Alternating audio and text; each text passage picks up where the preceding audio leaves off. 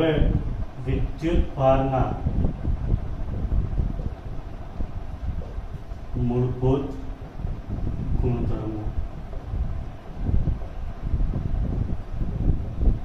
જો અહીંયા આપણે 3 ગુણધર્મોની વાત કરવાની છે, સમજવાના છે અને સાથે સાથે એને યાદ રાખવાના છે. બરાબર. તેમાં પહેલો ગુણધર્મ છે કે વિદ્યુત ભારોનો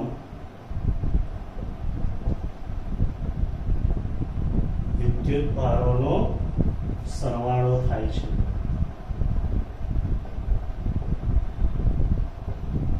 ગુણધર્મ કહો કે માહિતી. વિદ્યુત ભારો છે એનો શું થાય છે? સરવાળો થાય છે. તો પ્રશ્ન થાય કેવી રીતે થાય? તો કે દેખો, વિદ્યુત ભાર એ અદિશ રાશિ છે. વિદ્યુત ભાર કેવી રાશિ છે? અદિશ રાશિ. તો આપણે 11માં ભણી ગયા હતા કે જો કોઈ અદિશ હોય તો એનો સરવાળો વાસ્તવિક સંખ્યાની જેમ થાય. બરાબર. તો અહીંયા વિદ્યુત ભારોનો સરવાળો વાસ્તવિક સંખ્યાની જેમ થાય. બરાબર. વિદ્યુત ભાર એ અદિશ રાશિ છે અને અદિશ રાશિ હોવાથી એનો સરવાળો એ વાસ્તવિક સંખ્યાની જેમ થશે. પણ એક ખાસ યાદ રાખજો કે વિદ્યુત ભાર છે એ ધન કે ઋણ હોઈ શકે. તેથી એની સંજ્ઞા ખાસ ધ્યાનમાં લેવાનું. સરવાળો કરતી વખતે એમનું જે ચિહ્ન છે, ધન હોય તો ધન લેવાનું અને ઋણ હોય તો ઋણ લેવાનું. બરાબર. ચલો, ધારો કે કોઈ તંત્રમાં 2 વિદ્યુત ભાર છે, Q1 અને Q2.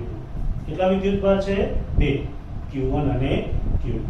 તેના પરનો કુલ વિદ્યુત ભાર, જેનો કેપિટલ Q કહું, તો શું થશે? યસ, બંનેનો સરવાળો એટલે કે Q1 પ્લસ Q2. બહુ સિમ્પલ પણ છે. હા, ચલો હવે કોઈ એવું તંત્ર લઈએ કે જેમાં n વિદ્યુત ભાર છે, Q1 Q2 up to Qn. તો બોલો, આ તંત્રનો કુલ વિદ્યુત ભાર કેટલો થશે? યસ, સરસ. Q1 plus Q2 plus up to Qn. એટલે 2 હોય કે n વિદ્યુત ભાર હોય, એનો સરવાળો જો આપણે કરીએ તો દરેકના સરવાળા જેટલો થશે. બરાબર. ચલો, એને સમજવા માટે એક ઉદાહરણ લઈએ અને એ પણ તમારા ટેક્સ્ટ બુકનું છે. કે ચલો કોઈ એક તંત્ર છે, એ તંત્રની અંદર +1 કુલમ અથવા +1 કીધું એકમમાં, +2 -3 4 અને -5 આટલા વિદ્યુત ભારો છે. કોઈ તંત્રમાં +1 +2 -3 +4 અને -5 વિદ્યુત ભારો છે. તો આ તંત્રનો કુલ વિદ્યુત ભાર કેટલો થાય? તો કે જુઓ, +1 છે તો +1 પ્લસ અને બ્રેકેટમાં લખો, +2 પ્લસ -3 પ્લસ 4 પ્લસ -5. ટૂંકમાં નિશાની સાથે દર્શાવવાનું. બરાબર. ચલો, હવે સરવાળો કરીએ તો તમે અહીંયા જોઈ શકો, આ 2 ને 3, આ પણ -3 એટલે 0, 4 પ્લસ -5. જવાબ શું આવશે? -1. સમજો ભાઈ? બસ આ ગુણધર્મ થઈ ગયો. વિદ્યુત ભારનો સરવાળો થાય છે. પણ કેવી રીતે? તો કે વાસ્તવિક સંખ્યાની જેમ જ. ખાલી ધ્યાન શું રાખવાનું? તો કે ધન કે ઋણ હોઈ શકે, એટલે નિશાની સાથે લેવાનું. સમજ્યા ભાઈ? ચલો, આવો એક પ્રશ્ન દરેક બુકમાં છે કે આ કોઈ એક તંત્ર છે જેમાં વિદ્યુત ભાર 4 કુલમ -2 કુલમ 3 કુલમ અને 7 કુલમ છે. તો આનો કુલ વિદ્યુતભાર કેટલો થાય? જવાબ આપશે દરેક. હા બરાબર છે, બીજાએ કીધું એટલે સાચું. કેટલા આવશે? 14 - 2 એટલે પ્લસ 12 કુલમ. આવડશે? બસ તો આ પ્રમાણે પહેલો ગુણધર્મ કમ્પ્લીટ થાય છે. સમજણ પડી ગઈ દરેકને? વિદ્યુતભારોનો સરવાળો થાય છે. ઓકે, બીજું વિદ્યુતભારનું સંરક્ષણ થાય છે. બીજો ગુણધર્મ વિદ્યુતભારનું સંરક્ષણ થાય છે. પહેલા તો સંરક્ષણ એટલે શું એ ખબર હોવી જોઈએ. આપણે 11માં પહેલા ચેપ્ટરમાં શીખવાડ્યું હતું. હા, સમય સાથે રાશિ ન બદલાય તે સંરક્ષણ થયું કહેવાય. મેં તમને ઉદાહરણ આપ્યું હતું કે હું 1 ડઝન કેળા મૂકી બહાર જાઉં અને પછી પાછો આવું અને જો 1 ડઝન કેળા એમને એમ હોય તે સંરક્ષણ થયું કહેવાય. પણ બધા સફા સાફ કરી જાઓ તો સંરક્ષણ થયું કહેવાય નહીં. બરાબર? સંરક્ષણ એટલે ન બદલાય, સમય સાથે રાશિનું મૂલ્ય ન બદલાય. ચલો, તો એના માટે આપણે ભણી ગયા હતા કે જો આપણે બે પદાર્થોને ઘસીએ પછી એ કાચનો સળિયો અને રેશમનું કપડું હોય કે પછી પ્લાસ્ટિકનો સળિયો અને ફર હોય, જો બે પદાર્થને આપણે ઘસીએ ત્યારે એક પદાર્થ જેટલો વિદ્યુતભાર મેળવે બીજો પદાર્થ તેટલો જ વિદ્યુતભાર ગુમાવે છે. સમજણ પડે? દાખલા તરીકે કોઈ 5 મેળવે તો સામે બીજો છે એ 5 ગુમાવે છે. જો આપણે એને અલગ કરેલું તંત્ર લઈએ તો એમ કહી શકાય કે અલગ કરેલા તંત્રમાં, અલગ કરેલું તંત્ર એટલે જેના પર કોઈ બાહ્ય પરિબળ અસર ના કરતું હોય. બરાબર? તો અલગ કરેલા તંત્રમાં કુલ વિદ્યુતભારનું સંરક્ષણ થાય છે.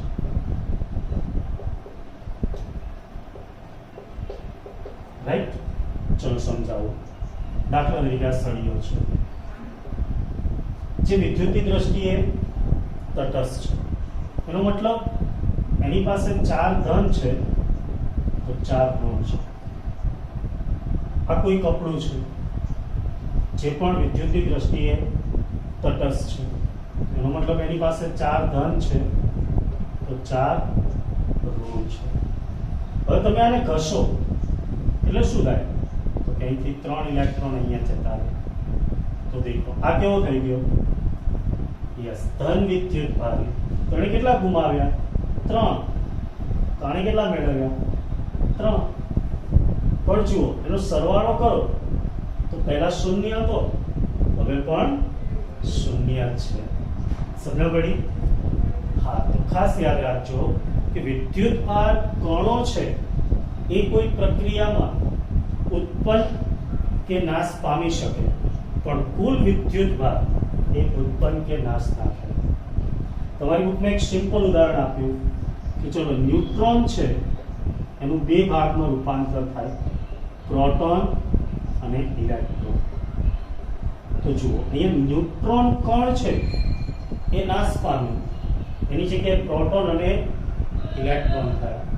પણ વિદ્યુતભાર તો કે દેખો ન્યુટ્રોનનો વિદ્યુતભાર કેટલો હોય? 0. આનો વિદ્યુતભાર કેટલો હોય? તો કે દેખો +1 -1 સરવાળો કરો તો 0. સમજ પડી?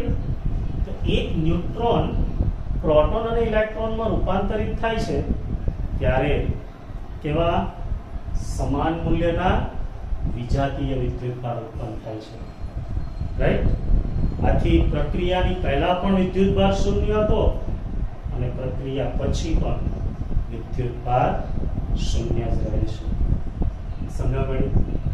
તો આમ અલગ કરેલા તંત્રમાં કુલ વિદ્યુતભાર શું થાય છે? સંરક્ષણ થાય છે, રાઈટ? આને કહેવાય વિદ્યુત ભારનું સંરક્ષણ. સમજણ પડી ગઈ દરેકને? આ તો ફટાફટ એક નજર નાખી લો, પછી આપણે અગત્યનો પોઈન્ટ ક્વોન્ટમીકરણ જોઈએ.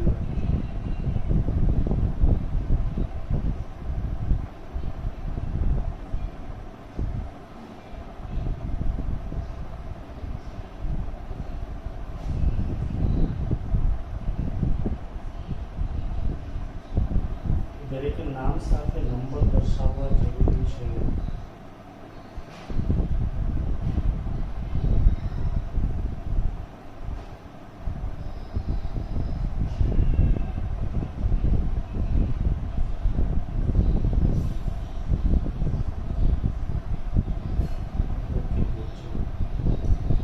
બંને ગુણધર્મોમાં ખબર પડી ગઈ દરેકને? હા કે ના કહી દો એટલે આગળ જઈએ. ઓકે, બંને યાદ રહી ગયા હે ને? તો ત્રીજો ગુણધર્મ જે ખાસ એમસીક્યુ દાખલા માટે અગત્યનું થશે, વિદ્યુત ભારનું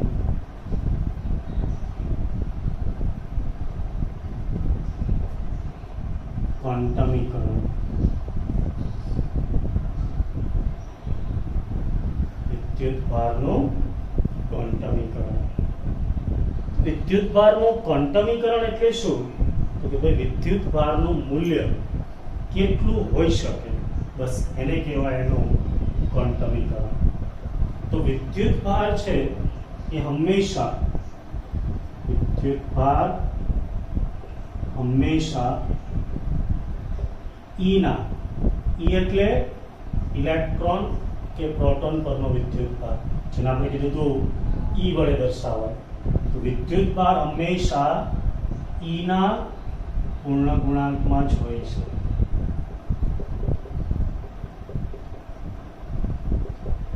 બસ આને કહેવાય વિદ્યુત ભારનું ક્વોન્ટમીકરણ. બરાબર? સિમ્પલ ઉદાહરણ આપીએ તો દાખલા તરીકે કોઈ તમે બિસ્કિટનું પેકેટ લેવા જાઓ તો એને બિસ્કિટનું ક્વોન્ટમીકરણ કહેવાય. તો એ એક બિસ્કિટના પૂર્ણ ગુણાંકમાં જ હોય, એટલે કે 5 બિસ્કિટનું હોય કે 10 બિસ્કિટનું પેકેટ હોય, પણ કોઈમાં અડધું હશે. તમે દુકાનવાળાને એમ કહો કે મને 5.5 બિસ્કિટનું પેકેટ આપો, તો એ આપશે નહીં. કાં તો 4 હશે, 5 હશે, 10 હશે, હંમેશા પૂર્ણ ગુણાંકમાં જ હોય છે. તો વિદ્યુત ભાર છે એ હંમેશા ઈના પૂર્ણ ગુણાંકમાં જ હોય છે, જેને વિદ્યુત ભારનું ક્વોન્ટમીકરણ કહે છે. આથી કોઈ પણ પદાર્થ પરનો વિદ્યુત ભાર, જેને આપણે Q કહીએ, તો Q બરાબર એની દ્વારા આપી શકાય. Q બરાબર એની, એટલે આ કોની? તમારી કે મારી ને? એની. જ્યાં n એટલે યસ પૂર્ણાંક સંખ્યા. પૂર્ણાંકમાં ખબર પડે ને? હા, 1, 2, 3 વગેરે. 1.2, 1.4 એવું ના હોય. બરાબર? પૂર્ણાંક ધન કે ઋણ હોઈ શકે, પણ હોય હંમેશા પૂર્ણાંક. સમજ પડી? કોઈ પણ વિદ્યુત ભારનું મૂલ્ય લેશો એ કોના જેટલું હશે? એની જેટલું. આ ખાસ યાદ રાખજો. કોઈ પણ વિદ્યુત ભારનું મૂલ્ય છે એ NE જેટલું હોય છે, જ્યાં E એટલે મૂળભૂત વિદ્યુત ભાર, જેના તરીકે ઇલેક્ટ્રોન પરનો વિદ્યુત ભાર અથવા પ્રોટોન પરનો વિદ્યુત ભાર લેવામાં આવે છે. તો આના ઉપરથી કોઈ મને કહેશે નાનામાં નાના વિદ્યુત ભારનું મૂલ્ય કેટલું હોય?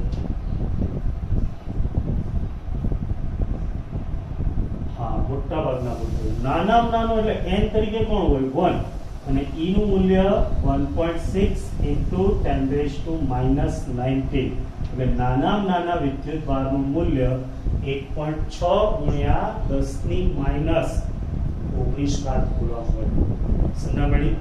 ચલો હવે MCQ માટે વાત કરીશું, પણ એની પહેલા ક્વોન્ટમીકરણનું થોડું જાણી લઈએ.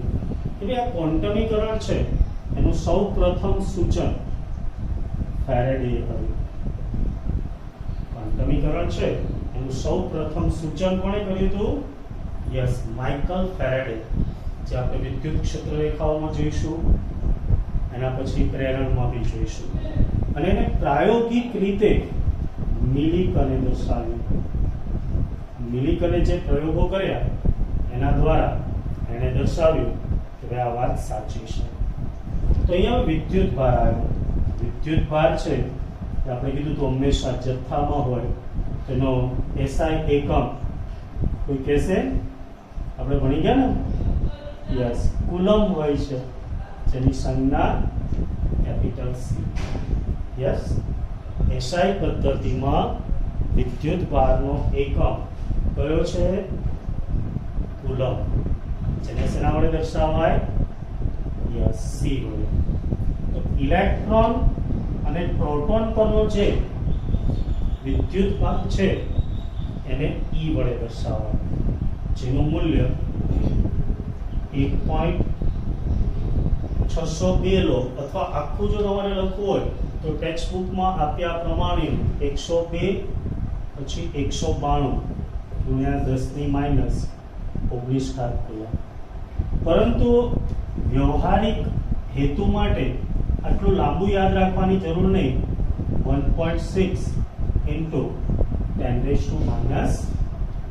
કુલમ હોય છે. એક પ્રોટોન કે ઇલેક્ટ્રોન પરના વિદ્યુત ભારનું મૂલ્ય કેટલું હોય છે? 1.6 into 10⁻⁹ કુલમ. બરાબર. આપણે બીજી થિયરી ચલાવી, એમાં મેં તમને આ વધારાના પોઈન્ટ તરીકે શીખવાડ્યું. કોઈ કહેશે 1 કુલમ વિદ્યુત ભારમાં કેટલા ઇલેક્ટ્રોન કે પ્રોટોન રહેલા હોય છે? યસ, 6.25 ગુણ્યા 10⁻18. તમારી બુકમાં લખ્યું લગભગ 6 ગુણ્યા 10⁻18. MCQ માં પૂછવામાં આવે છે 1 કુલમ વિદ્યુત ભારમાં ખાલી જગ્યા ઇલેક્ટ્રોન્સ આવેલા હોય છે અથવા પ્રોટોન્સ આવેલા હોય છે. જવાબ શું આવશે? એક્ઝેક્ટ આપ્યું હોય તો 6.25 ગુણ્યા 10⁻18, અને લગભગ આપ્યું હોય લગભગ તો 6 ગુણ્યા 10⁻18. બરાબર. ચલો હવે હું પ્રશ્નને બદલી નાખું. 1 માઇક્રોકુલમ વિદ્યુત ભારમાં લગભગ ખાલી જગ્યા પ્રોટોન આવેલા હોય. બોલો.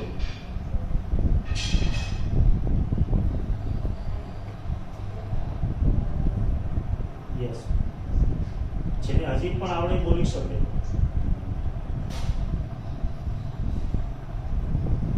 જુઓ, 6 ગુણ્યા 10⁻18 1 કુલમમાં હોય તો 1 માઇક્રોકુલમમાં કેટલા હોય?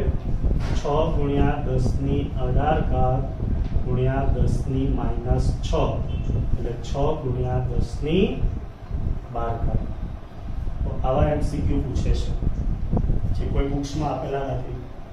સમજો પડી?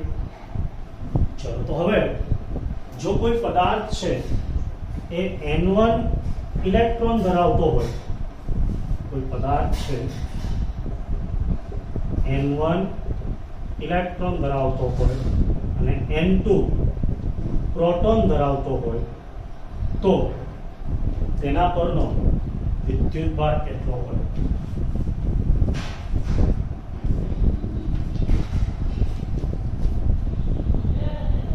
યસ, કુલ વિદ્યુત ભાર. કુલ વિદ્યુત ભાર, જેને કેપિટલ Q કહી શકો, બરાબર N1 ઇલેક્ટ્રોન એટલે -E પ્લસ N2 પ્રોટોન એટલે +E. સમજો પડી?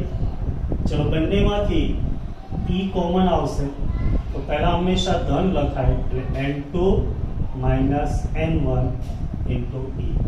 આવા પ્રશ્નો પૂછવામાં આવે છે કે કોઈ પદાર્થ પર 400 ઇલેક્ટ્રોન છે અને 600 પ્રોટોન છે, તેના પરનો કુલ વિદ્યુત ભાર. તો ડાયરેક્ટ તમે લખી શકો 600 - 400 E, એટલે કેટલા આવે? 230। આવા ઘણા બધા એમસીક્યુ બને છે, એટલે કહું છું કન્સેપ્ટ ક્લિયર રાખો, બહુ મજા આવશે, ક્યાંય ગોખવાથી મેળ નહીં આવે, રાઈટ?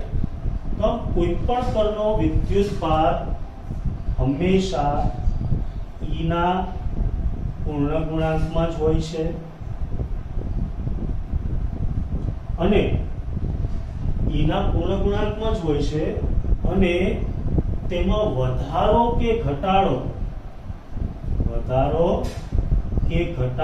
પણ E ના પૂર્ણ ગુણાંકમાં જ થાય, એટલે કે E ના પદમાં જ થાય. સમજણ પડી? બસ આ વસ્તુને ક્વોન્ટમીકરણ કહે છે. તો ફરીથી એક વખત સિમ્પલ શબ્દોમાં સમજાવી દઉં. વિદ્યુત ભારનું ક્વોન્ટમીકરણ એટલે શું? તો કે વિદ્યુત ભાર હંમેશા E ના પૂર્ણ ગુણાંકમાં જ હોય છે. આ હકીકતને વિદ્યુત ભારનું ક્વોન્ટમીકરણ કહે છે. જેને ગાણિતિક રીતે સિમ્પલ શબ્દોમાં યાદ રાખી શકો, Q બરાબર Ne, Q બરાબર Ne યાદ રહી જાય.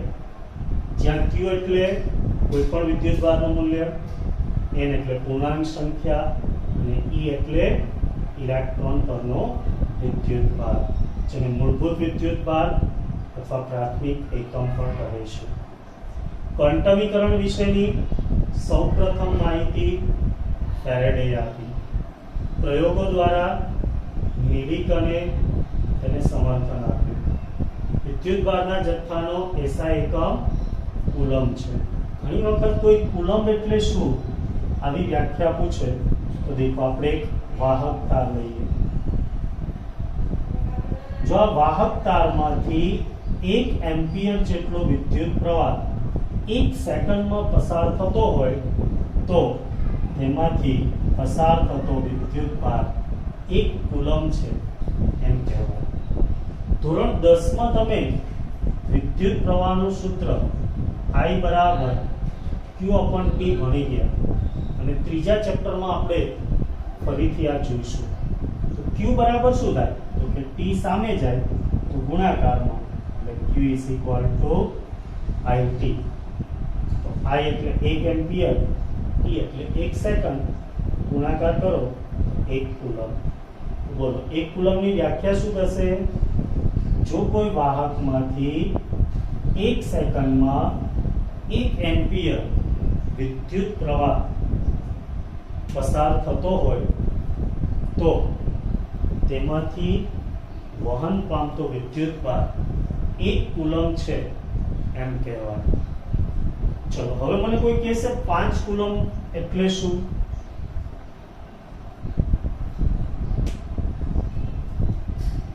હા, બોલી શકે.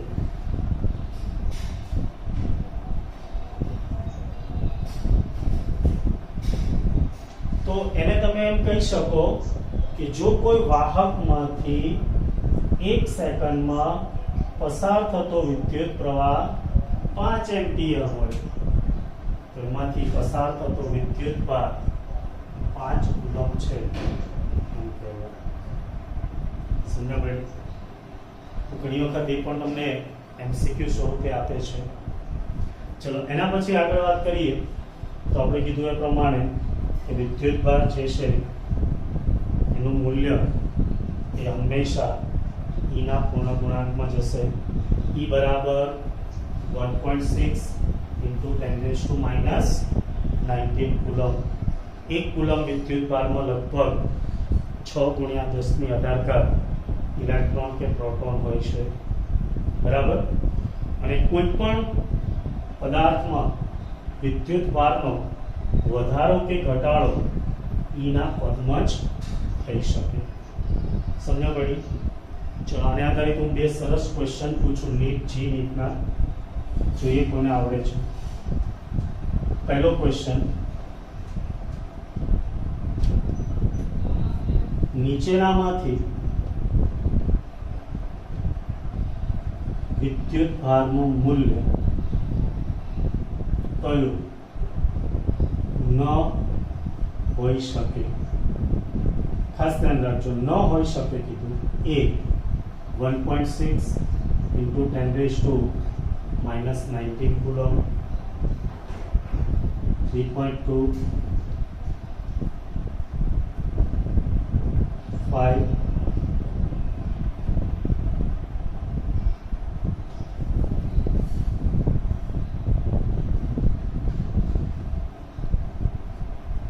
4. આમાંથી કયું મૂલ્ય વિદ્યુત ભારનું ન હોઈ શકે?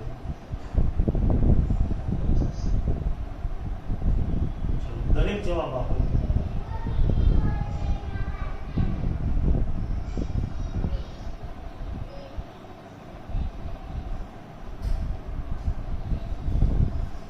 ઓકે, તો તમે ભૂલ ખાઈ જાવ છો. જવાબ આવે સી. Q બરાબર Ne.